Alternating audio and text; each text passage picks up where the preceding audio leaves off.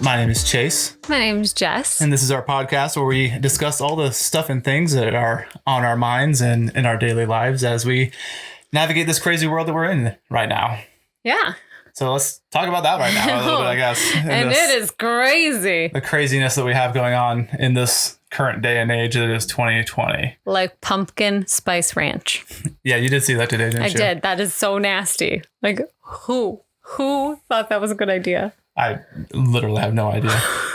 It makes me want to cry a little just thinking about how bad it has to taste. It sounds like the perfect 2020 condiment. Yes. Like, let's just ruin this year a little bit more. Pretty much. But 2020 has been quite the year. I'm sure you all are feeling that. We have definitely felt that. Yeah. Just a lot. You know, there's a pandemic and all the other things that have accompanied this year. Yeah, it just seems like every time we open Instagram or Facebook or the internet, mainly Facebook, or really anything, it just seems like the world is imploding on itself. Yes. Whether it be, a multitude of hurricanes all at once. Yeah. Wildfires basically destroying. Named after the Whispers in The Walking Dead. Yeah, if you're Walking Dead fans, it's just kind of... That was a pretty good little... It was pretty good. leap by the weather service there. Yes. But then, the West Coast is basically burning to the ground. Yes. So that's terrifying for everybody over there. And, that kind of strikes us to our heart too. Because, we have family. At least my parents are in Oregon and my brother's in Oregon. And I have tons of aunts and uncles also on the West Coast. Yeah. And so it's definitely affecting them quite a bit. Yeah. And then, growing up in Colorado, I was very well versed with wildfire season being a constant that happened pretty much every year. It's like fall. It is pretty much like fall. Right? They say in Colorado there's like 3 seasons and it's like snow. Well, I guess they usually say snow, mud, and construction season. Yeah. But I think they should add fire in there. I think that should be one of them. Yeah, I think wildfire definitely could be a season. I think it could be a season. But anyways. But our hearts go out to all of you who are experiencing that, walking through fear of losing everything or just what that looks like. Like, we are praying for you, thinking about you. Like, yeah, our hearts definitely go out to you guys. And there's not much we can do as far as physical help from this location, but it will definitely be praying for all the people over on the West Coast and also in the Gulf with hurricanes and craziness. For sure. We've already kind of sidetracked off of this. Totally have. It's okay. This is our life. Sidetracks are pretty much our day-to-day. A standard operation for us. Yes. But what we want to talk about today is how crazy 2020 has been, but more so how crazy we are for deciding that we wanted to start really a multitude of projects all in 2020. All the things. One of which is launching our photography business. Yes. And just kind of the ups and downs of that, what led us to make this decision to make the leap into self-employment. And then also what our kind of goals are for the future, I guess.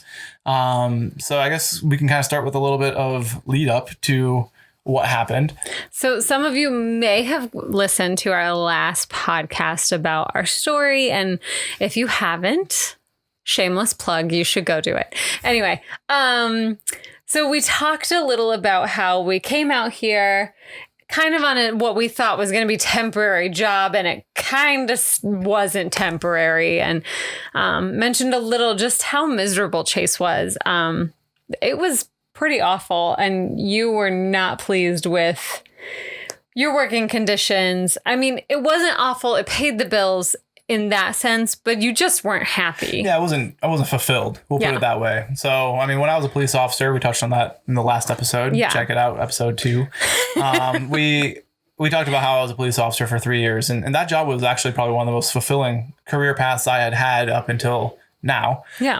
But I really just felt like I was doing something. I felt like I was being beneficial, being used. Mm-hmm. I felt like it was my calling. And I felt like it was really good for me. But then we moved out here, and like you said, it was supposed to be a temporary gig getting into the automotive industry, but that temporary gig turned out to be a 7-year gig. Yeah. And so so temporary. Hyper temporary. But we decided that we would stick with it though. I mean, Yeah. I tried applying for several other positions, had several other things kind of come and go, and had And- some weird. We definitely had times where we even felt like God was telling us to wait Yeah, for sure. for whatever reason that was. And just like, nope, not yet. Wait. Yeah, just be patient. And you're like, oh, okay, But, this you is know, terrible. But working in that industry is hard. It's hard on our family. It was hard on me physically, mentally. You know, working in a commission-based environment that's high pressure sales is never easy for anybody. no. But you know, working in a commission-based sales position, but also having to support a family of 5 puts a whole new spin on it. Yes. And then having to work, 60-hour work weeks every week, work all the weekends, miss everything with our family to just scrape by sometimes. And so it was really draining emotionally for me. Yeah. And also felt this like almost a moral pull also of like, just this isn't really my calling, I guess. And there's some things and tactics and sales pitches that just never really sat right with me. And maybe the reason that I wasn't ultimately super successful in the automotive industry because Most likely. wouldn't compromise my morals to make a buck. Yeah. But anyways, I got out of sales and moved into a service department, which is another sales role, but it was entirely different. Yeah. Schedule changed and it worked out well for our family. I was working more of a 9-to-5 job. I was only working like one Saturday a month, and things worked out really well, and the pay was good. And I had a little bit more, I guess, mental clarity in that time. It was a little bit better for us, for our family, but it just still ultimately didn't feel like I was being used. Yeah, for sure. Wasn't using my potential to where it needed to be. But we still had the kind of sit and wait feel. Yeah. And then 2020 came around and I had actually been transferred to another department within my employer, still in service, but it was another brand of cars. And so we were kind of feeling put off by that. Not like it was really where we wanted to be, where our home was going to be, but not like we really had much of a choice either. Yeah. And, but then it turned out to be actually pretty good. Yeah, it turned out to be much better. God provided for us in a multitude of ways. Timing wise, I got more time at home. Yeah. Weekends were freed up a little bit better. And then the money was good. Yeah. So our bills were being paid and everything was great. And 2020 actually started with being one of the best years that I've ever had in the automotive industry. Yeah. Well, and at this time I had also gone back to work full time, and I was starting to bring in a meager income, but an income nonetheless. And so it was the first time that we were like, wow, we have like some extra, and it's a lot easier right now. And we got really comfortable, I think. Yeah. And it was nice. It was good to finally feel like we were making headway, like we were building something and building some financial stability. And to be clear, we believe that we should be good stewards of money, but that money does not make or break anything. It is simply a means. Totally. Yeah. And it's all God's. Yeah. It's not even ours to begin with. It's all the Lord's work. I didn't want anyone out there, any of our listeners, to think that we were pushing like, make that money. Money's everything. None of that. It is not at all. But it definitely helps when you aren't worried about where you're going to make your car payment or where you're going to get food for your family, or,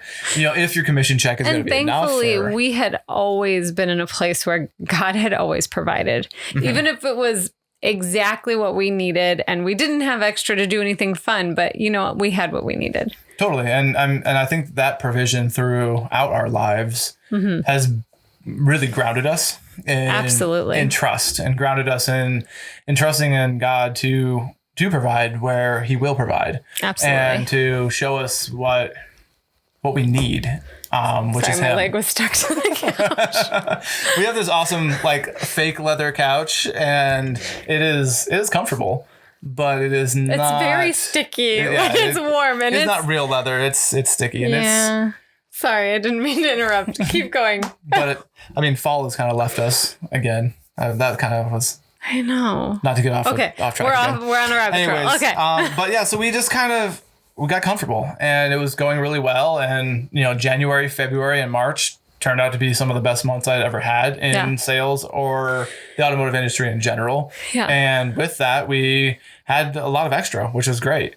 We were able to save a bunch, and we were, really kind of moving towards a lot of different things. A lot of different goals of ours. Yeah, absolutely. And of traveling more and and just all of that. enjoying life a little bit more. Yeah. Well, I guess not necessarily that we didn't enjoy life to begin with, but it was more of a freedom of being able to be like, hey, Yes. we want to go here on the weekend. Have a little more Like freedom. we want to take this trip, or we want to take our kids on vacation. Yeah. or- So we had a couple of vacations planned of like going to Washington, D.C. because Chase, growing up on the West Coast, has not had that privilege. And Yeah. we're both history nerds. Huge history nerds. I love history so much. Anyway. So my ideal vacation is going to Washington, D.C. and reading every bit of information at the museums I can. Yes. Sounds amazing. Yeah, So we nerd. had that planned. We had actually a mission trip to Africa planned this year. We had a hopeful trip to Iceland we wanted to go on. Like we had all of these plans because we were, in this place where we could, and we were Yeah. excited to be a part of all of this new stuff. And to finally be able to start doing these things, Yes. which I think would have been the ultimate thing for us, is just the freedom and ability to be able to do those things. Yeah.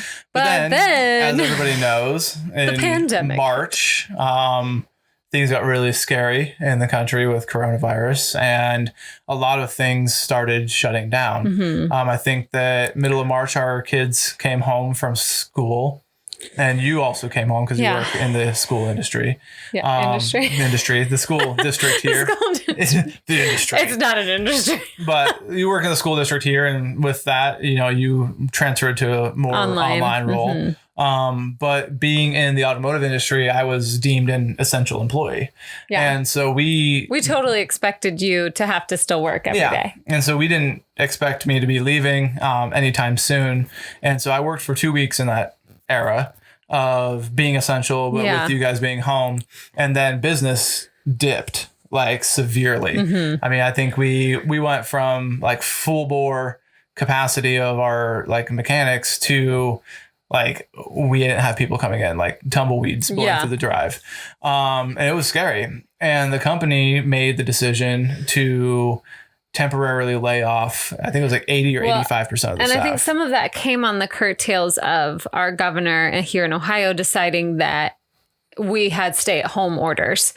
So basically meaning unless you were these essential roles, you weren't to leave your house. So they kind of knew we're really not going to have anyone coming in because nobody's allowed to go anywhere. Like Yeah, and that we was- had to stay at home, that's- as most of you probably did. And that's totally scary coming from a sales background, because if I don't have customers, I There's don't no make one to- money. Yeah. And then I'm sitting there for 12 hours a day Twiddling your for thumbs. free. And so that was hard. But being that I was the senior employee, I guess like ranking wise, as far as longevity of employment, I was able to make a decision.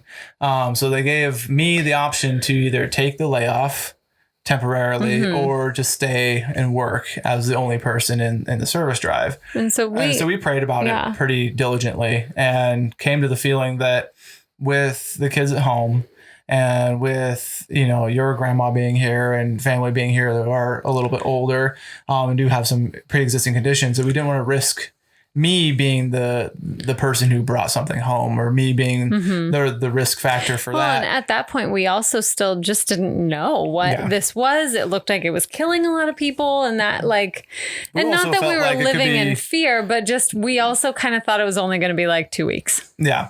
And so I opted to take the layoff. And part of that was also that there was a newer employee, and you felt that Yeah. it was going to be Not just a newer employee. This was her first day with the company. was the day they laid everyone Was off. the day that they pulled the entire company together and said, okay, 85% of you are going home. So we knew, So- as we were praying about it, we knew that she wouldn't have that opportunity. Not that we're trying to be like, oh, toot our own horn. Look at us. We're so awesome. But that was part of our decision, was just But also, she effect on other she hadn't people. been working for long enough with the company to qualify for unemployment benefits. She wouldn't have had like the opportunity for health insurance. She would have had there was lots of things that would there were have been. a lot So of factors that made us we decide felt that if it was it's going to the take best. a long time, that I would qualify for unemployment benefits and things of that sort.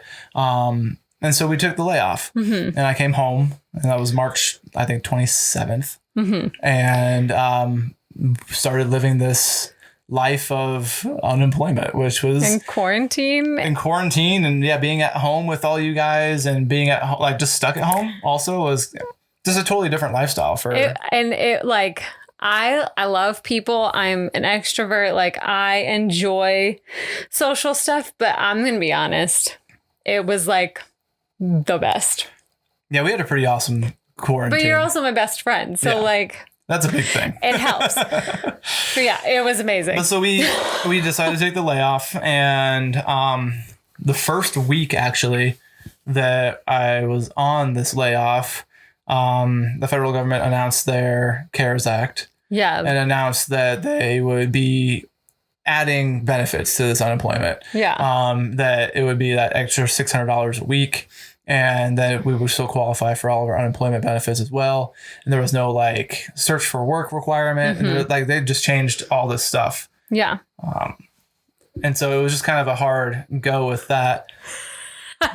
And, our battery just one of the died. batteries in the camera just died. So we're going to go ahead and take a real quick break here. And we're going to sort through that and get that taken care of. So we will be right back.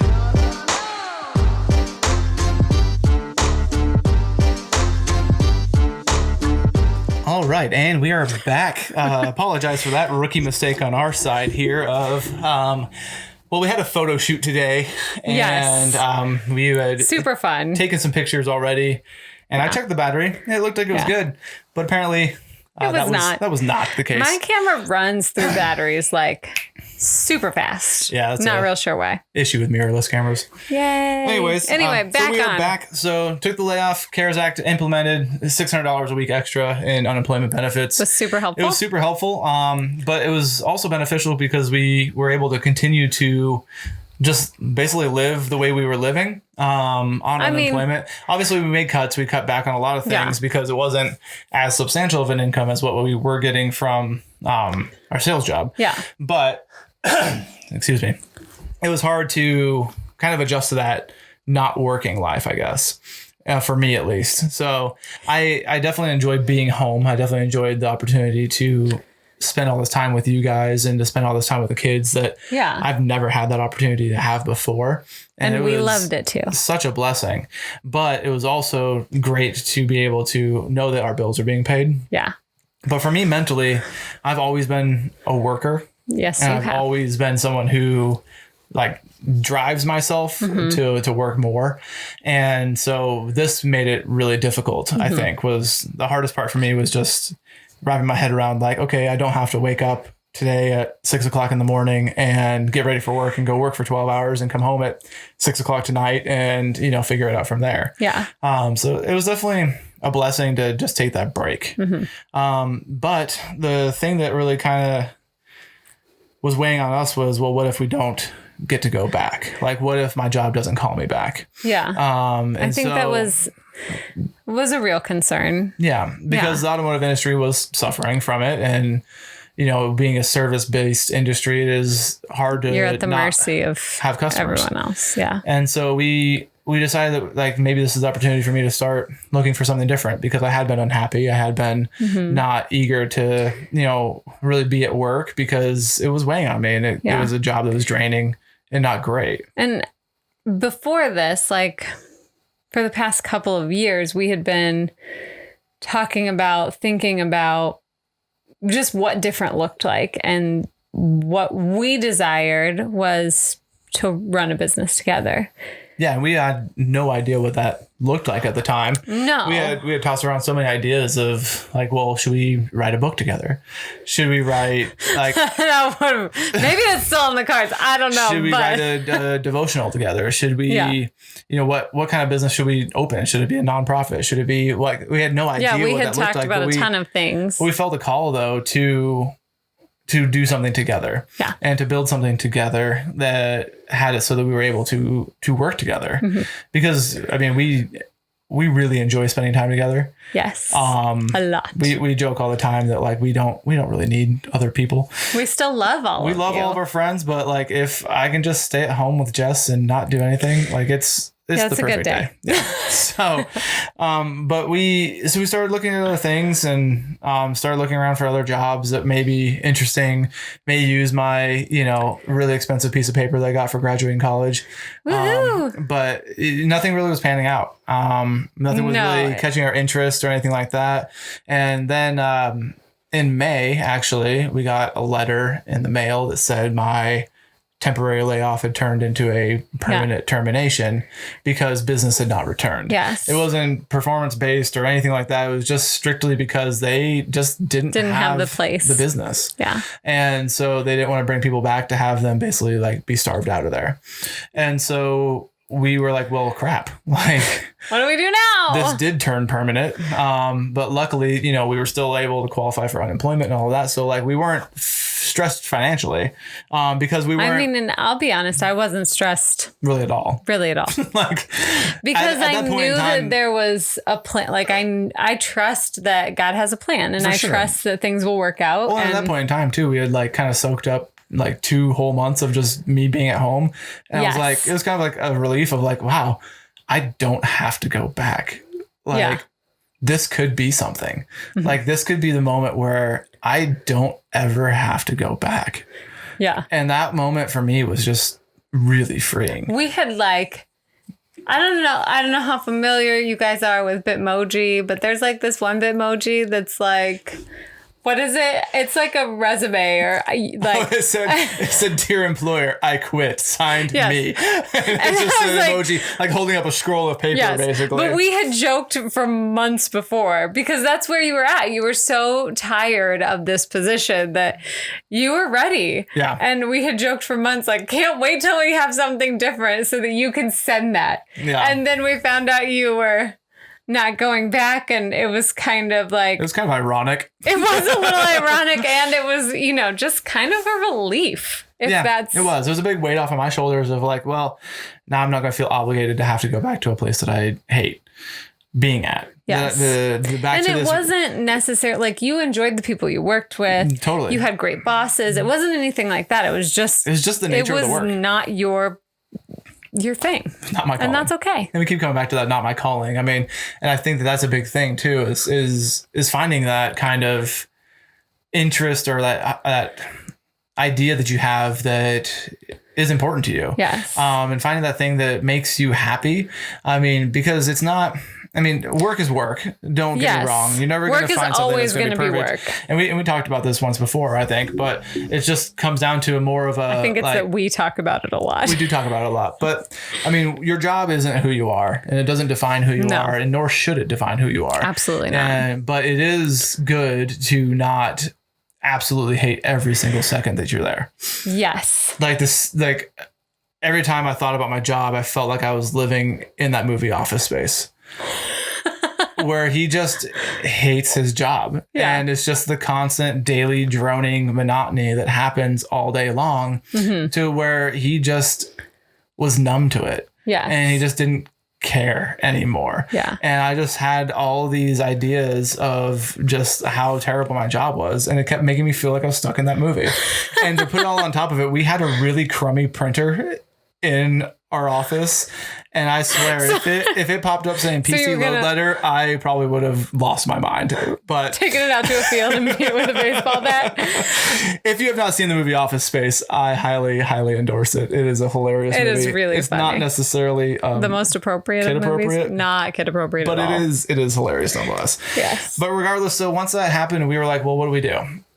And so we took the traditional route initially. Yes. And I applied for jobs. And then applied some more. And it seemed like, I applied for probably 20, 25 jobs. And it was not 20 or 25. Well, okay, maybe it was more. It was like 70. It was crazy. It was so basically, if many. there was an opening that could maybe make enough money to cover our bills a little bit, I applied for it. And this includes like friends reaching out saying, hey, my workplace is hiring. Why don't you send this person? I'll put a word in for you. Send this person an email. Send them your resume. Yeah. Like legitimate leads. That didn't pan out to anything. And it wasn't just it didn't pan out to anything. It wasn't like I didn't even get like a call back, an email back about anything. No. About like, we're holding off on testing processes, Yeah. or we're holding off on interviews, or position's been filled, or you're overqualified, or you're underqualified, or You did hear anything. back from one. Oh, one. I applied to be a ice cream truck delivery driver. No, I wasn't thinking Oh, that that one. was But one. yes, that was one because free ice cream. Free Yeah. ice cream was on the thing. Like, That how was do you not? Literally the only reason I mean, applied for that job. Let's be honest, it would not have paid the bills, but But free ice cream. free ice But cream. I got an email back from them saying that they couldn't pay me enough to Yeah. qualify me. Stupid. They could have just paid us an ice cream. We Just would have give been me- so give me more happy. ice cream. But so we were applying for jobs over and over, and it just never really worked out for us. And so we're like, well, what do we do? And so we had this like epiphany of like, why don't we start this business? And to backtrack a little bit, we had really started honing in that photography was the thing. Like Well, I mean, for 6 months. yeah, I absolutely. mean, it had been a while that we'd been like, okay, like Because back in Easter, I had purchased a new camera because we talked about how, I mean, we needed to upgrade ours because it was old. it was very old. And we decided to purchase a new camera. And then I was actually approached by our church to take like portraits, like COVID-based portraits for our church members for Easter. Yes. Because people weren't able to get their Easter portraits Yeah. taken. But even back in the fall, you had taken some pictures of like our fall harvest festival on our old camera. Like it's been a thing. And Yeah. for both of us, like when we bought that Nikon, I learned how to use it. I took pictures of our kids. It was Yeah, and that was a long time and ago. I told him just a couple months ago, like at that time, I had honestly thought about it because I was a stay-at-home mom, and I was like, this would be A good gig. a great little gig. Like I'm pretty good at this. Maybe I could do this on the side. Yeah. And so we kind of honed in on that would be what we wanted to do, where we kind of wanted to start with. And so with every door being closed to traditional jobs, we're like, well, let's do this. Yeah. Like we have this ability right now because we're getting money on unemployment, and we have a little bit of savings built up. So let's go for it. And so we had always had this idea though of starting a business, and we kept playing it off of like, well, we're going to have to wait. We're going to have to find the right time, or we're Yeah. going to have to be in the right season of life. Or we're going to have all these excuses. And I'm sure none of you out there have Make ever excuses. No, you guys ever are all done perfect. that. You've never been like, oh, we can't have a kid yet. It's just not the perfect time. I don't have the right house or the right job, or Yeah. we can't get married yet. It's not the right time. Like there's so many things we make excuses for in life that honestly, if we don't just do it, and I feel like this was our push. This was Yeah. God pushing us into like, take the leap. Like, Well, because do it. We had prayed too, like a lot about what our direction was, like where he was going to lead us, where he was going to take us, how. Where it's like just open the door, like just open, like even if He you didn't just open it, like he kicked it if open. you just crack it open a little bit, like I'm gonna run through it, like let's. He like Kool-Aid manned our wall instead of like And so we opening the door. we felt that draw though to just take that leap, to Yeah. trust in him and to take the leap. And even in the midst of it, we were like, well, maybe we should keep applying for jobs, like just in case. Yeah. And again, We did that for a while. we applied and applied and applied and heard absolutely nothing back. Yeah. But we had started garnering a little bit of interest from some friends and gotten some support from our family members about like, yeah, you guys should do this. Yeah. And that was, I think, a even bigger push for us was like hearing your parents, hearing my parents being like, yeah, this is a viable thing. Like Yeah. you guys should go for it. And so that was reassuring for us because, you know, we live in an era of, I think a lot of people self-doubt themselves, and Oh yeah. not having that support from family members or friends can really weigh on you. Well, it's kind of like we talked about in our first podcast. We talked a little about how so often, especially from parents or from older people in our lives, because their ideas of and their worldviews of what a family, what a job should look like are so different than what we kind of see as viable options for employment, I think that can be a hard bridge. And not that they don't want to support. Like if you feel that your parents aren't 100% supporting your artistic goals or your goals to run a business, like please realize they love you and they want the best for you. And it's just that difference in generational gap. They've been drilled the traditional route for so long. But anyway. Either way, anyways, we just took the leap. And with photography, there's a big leap. Because I don't know if y'all out there know this, but gear is expensive. Yeah, the ceiling for entry is rather high. If you want to be in a competitive space, and it's not just the gear necessarily, but it's all the software and the hardware to run things, and like the things you need to run the programming, and making sure you're buying the right things. I mean, there's definitely been stuff that we've purchased that I'm like, well, that was a waste of money. Yeah, but that's okay. But you live and you learn, and we're firm believers that like the gear doesn't make the photographer by any means. Like no. I took pictures on a 13-year-old Nikon D5100 that had like a 14 megapixel sensor. And that was what we had until this year. Yes. And it was a great camera and it takes great pictures, and our son still uses it and takes great pictures. He really likes it. And I feel like the gear, like I can't afford the gear, or I can't afford the lights, or I can't afford this, is just a crutch and a crux almost to make it so that you don't get into it. Because if you have the passion, you have the creativity, like do it. And that goes for anything. That goes for your music, it goes for painting, it goes for whatever you have in your life. If you have a drive and you have the willpower to do it, like do it. Well, and we recently saw a YouTube video made by some people who showcased some different photographers from around the world, and one of them was a photographer from a third world country who had just an old like Canon Rebel. Not a great camera, but the picture that he took with it was incredible. So don't feel like yes, camera gear is expensive. Same token, like we just said, the gear doesn't make the photographer. If you have an eye for it, if you have that creative drive, go buy yourself a camera, a good DSLR, as good as you can afford. Mm-hmm. But if it's not the best, that's okay. Like just get out there and start. Yeah.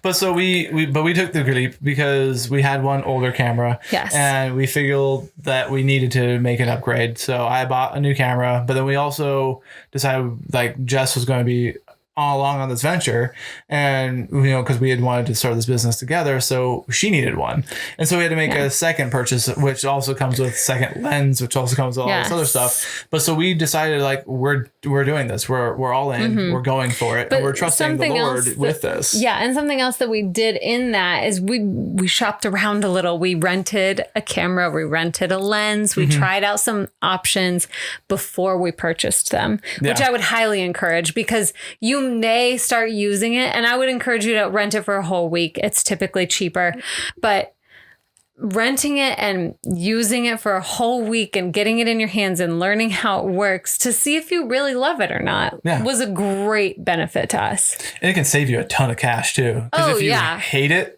or it's not the tool for you, or like, because there's so many camera systems out there now, but we're not going to get on a camera talk. No. Okay. So we took the leap, we bought the cameras, and we decided to go for it. So we launched a website. We, took a month to build a website, and we sent out text message to a whole bunch of our friends.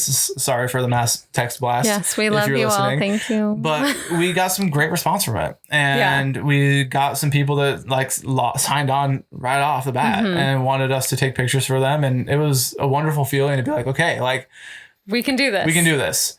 And then we made the decision that we needed to like start Instagram account and things like that for it. But to backtrack and a little backstory on that, we had gotten off of social media for like 2.5 years, 2 years. Yes. And it was awesome. We felt really free from just comparison life, from living in other people's highlight reels, and from being able to just focus on our family and focus on free time and not being consumed by our little shiny square that sits in our pocket. How easy is it to just pick it up? I mean, I know I'm really guilty of this, like constantly. Picking it up Yeah. Ouch.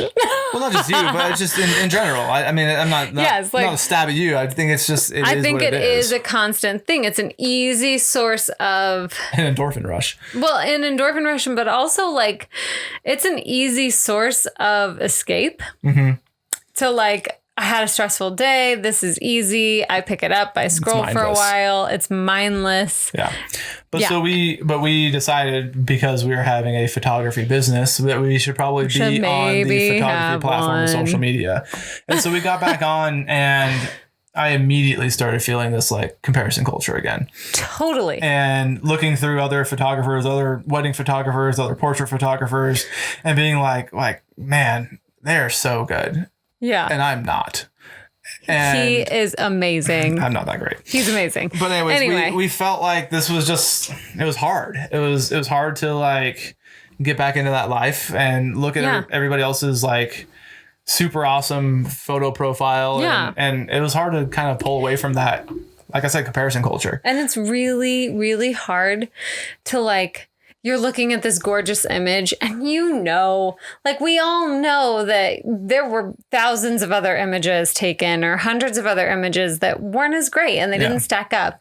Or, I mean, and we know that of just our friends. Like we know that what they post isn't necessarily the truth behind their everyday life.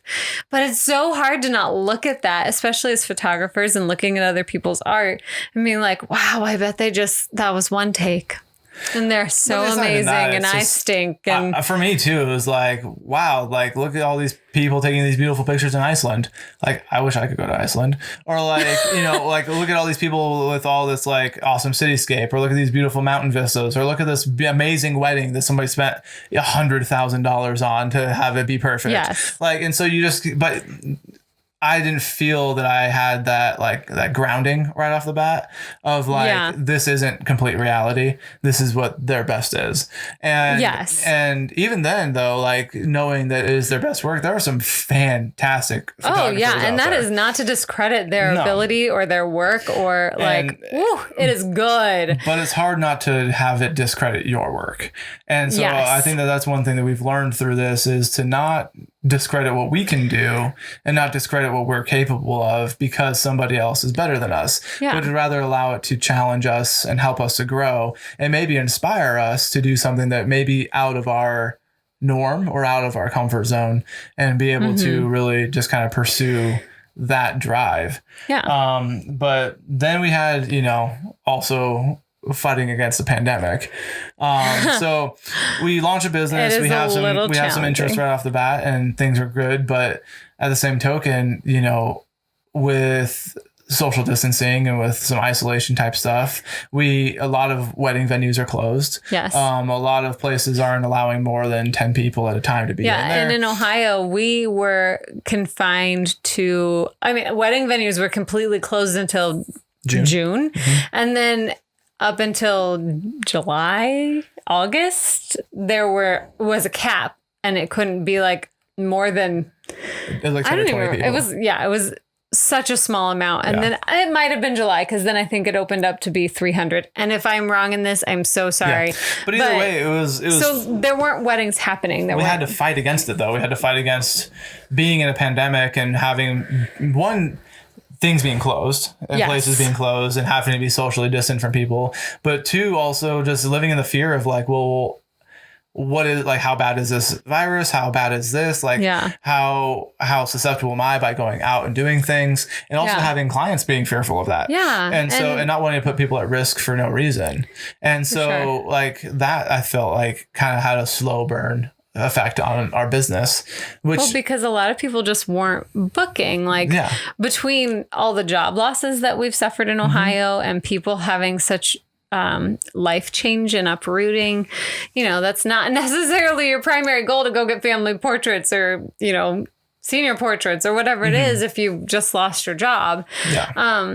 And I think then also the other side of that coin is that people were afraid. They were afraid to go out. They were afraid to Yeah. meet someone and have their pictures taken, even if they wanted to. Even if they knew the person. Yes, there was some of that fear there. But still yet, I mean, God did provide. Absolutely. And, you know, we have had people booking. We have had business turning up, and it's been great. And It's been amazing. It's growing and growing, and it's going well for us in that realm. I mean, it's by no way or any means like replacing our full-time income yet, but it is awesome to see God's providence in that and see him growing our business for his glory. Yes. And teaching us how to really be servants to other people through this. And, you know, it's also opened up doors and avenues of meeting new friends, of meeting new people who are also in this space that are helping guide us through business, but also guiding our hearts through what it looks like to serve people with photography, to serve people with your creativity. And I think that's been huge for us also. It's just learning that aspect of things, learning how to grow through that, and learning how to work for ourselves, I think is the biggest thing for me, is trying to figure out like, okay, I'm going from I have to be working diligently for 60 hours a week to like, okay, well, I've done everything I was going to do for my business today, and it's now 9:30. So what do I do with the rest of my day? Like, or having days where it's like, okay, I'm working till midnight tonight. Like, you know, and just having it be so varied and feel almost some impulsive. of that is also like, it's hard to learn when you're working for yourself, that rhythm and flow of work and not work and clocking out is really, really a challenge for you, because you always want to keep going. And like, I find peace in work. I find, I guess, solace in not working or something like that. I mean, I feel like I have a drive and I have a motivation to continue to work harder, and that when I'm working, I am in a more peaceful state because I do enjoy it. And so going from like having something that drives me for a long time in my week, or like having something that during my work hours I am doing, to going to like, now I'm self-motivating and self-fulfilling, that it is a little bit of a change. And I do find myself being like, okay, well, what can I do today? Like how I feel like I'm not doing enough. I feel like I'm not working hard enough. I feel like I'm not taking all the avenues I need to be doing, but then like really diving into it and be like, oh, I don't know what those avenues are. And so learning the business side of things is hard. Because, you know, doing photography and interacting with people, like that's the easy part. I did sales for so long that interacting with people isn't a big deal. Like I've been in such a customer service role for so long that people don't scare me. No. And the doing part doesn't scare me, as far as like taking pictures. Like we're constantly learning, constantly changing, and constantly growing. And in that growth, you become better and better and better. And more confident in your abilities and more confident in front of people. Yes. But the business side of things are completely new for me. And so just trying to figure all that out is what I think is the biggest balance struggle for me right now. But with that though, God is good. Yeah. And we're super, super blessed to be able to be involved and intertwined in so many people's lives, whether it be for family pictures, documenting, you know, that stage of their kids' lives, or for, you know, what we've been really busy with this weekend, just engagement shoots. Which is so much getting fun. to document the beginning of someone's life together. Like that's super fun. It is. And getting to share that with you. You know, I think that serving together, working together, living together, being best friends, like it can show other people like there's good in marriage. Yeah. And marriage is fun, and marriage is hard and it's work, but it's awesome to be in your life with your best friend to constantly be there with your best friend. Yeah. And if we can just rub a little bit of that off onto these new couples and just show them that like, hey, like marriage is awesome, and like you guys have so much to look forward to, and it's gonna be so much fun for you guys, and we're freaking pumped for you. Yeah. And you know, being their teammate and their cheerleaders in that moment is super fun.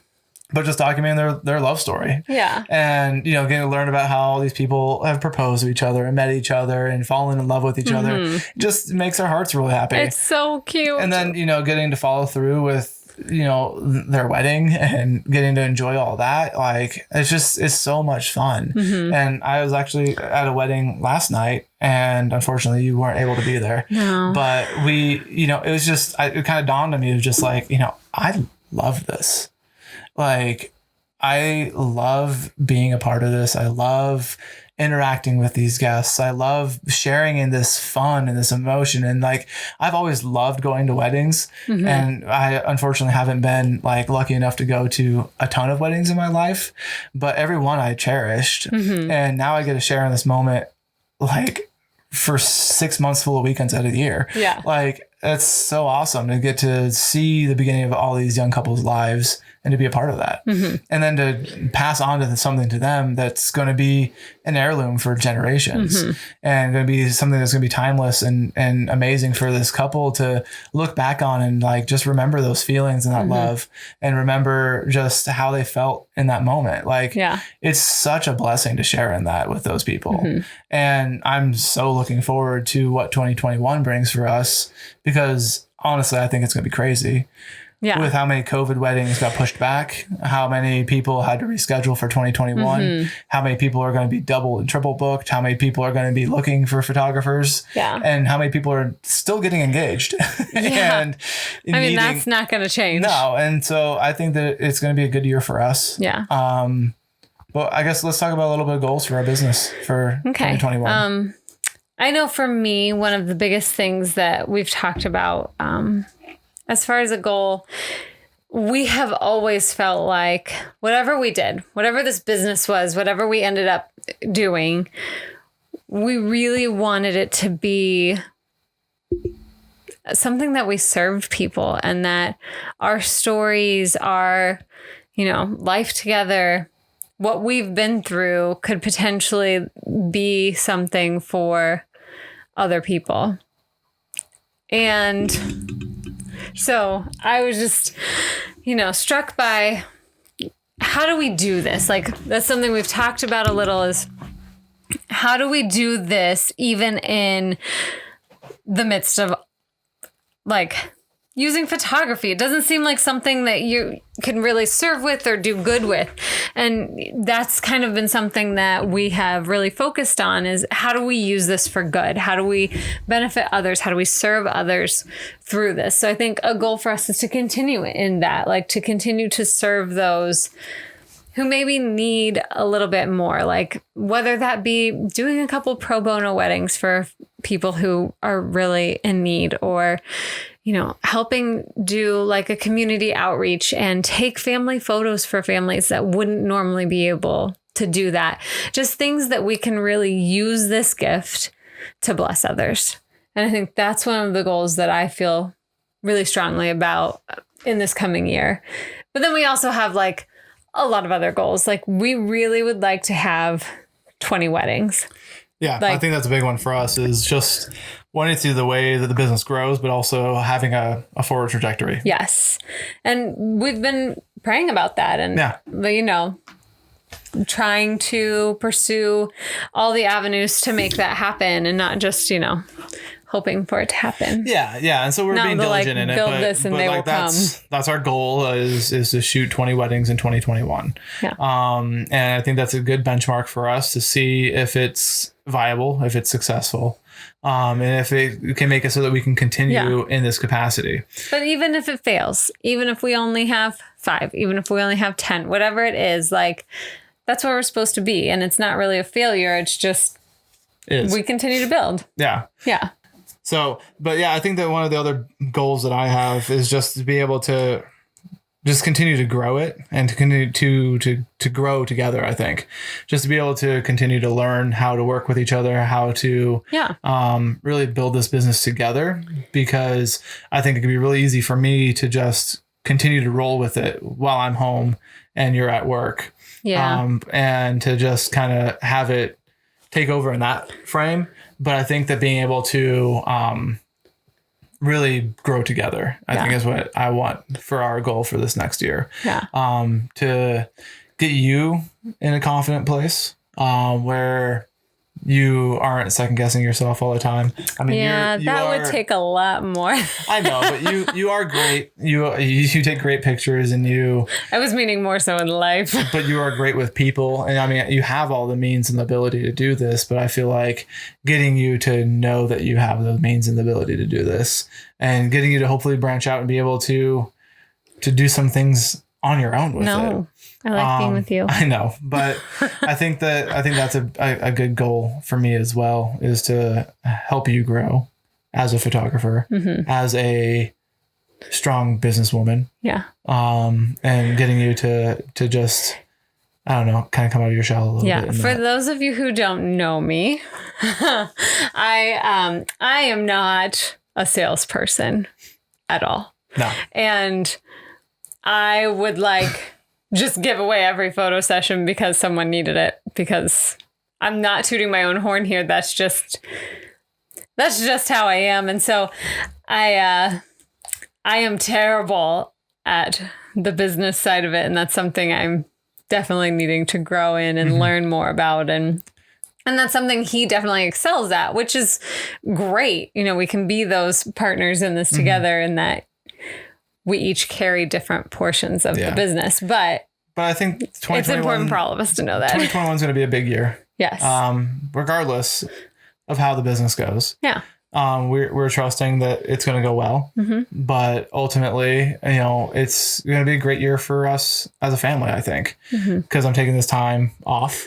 We've decided to not pursue working in a traditional sense for me for the time being. Yes.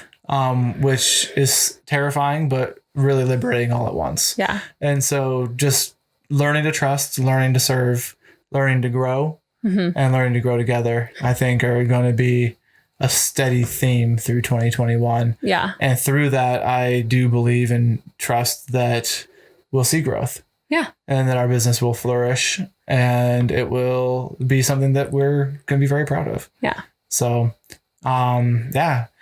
if you want to come along on that journey with us, I mean, we are excited for this venture for us. Yeah. I'll link our business website in the show notes so you can check us out online.